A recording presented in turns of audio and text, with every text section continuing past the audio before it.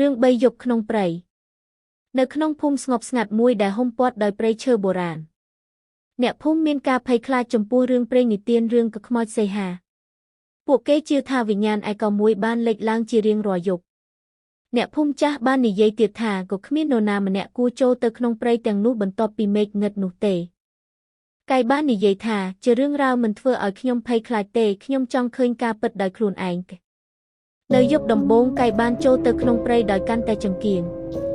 ស្រាប់តែពេលនោះសំឡេងខ្សឹបខ្សៀវចម្លែកបានបន្លឺឡើងរវាងដើមឈើហើយខ្យល់ត្រជាក់បានហុំព័ទ្ធគាត់កាយបាននិយាយថាក៏អ្នកណានៅទីនោះស្រាប់តែស្រមោលមួយបានរំកិលស្ងាត់នៅពីក្រោយគាត់យប់ទី2មានអារម្មណ៍ចម្លែកជាងគេកាយបានរកឃើញស្នាមជើងចាស់ដែលនាំទៅរកខ្ទង់ចាស់មួយតែគេបោះបង់ចោលតែលាក់ខ្លួនយ៉ាងជ្រៅនៅក្នុងព្រៃ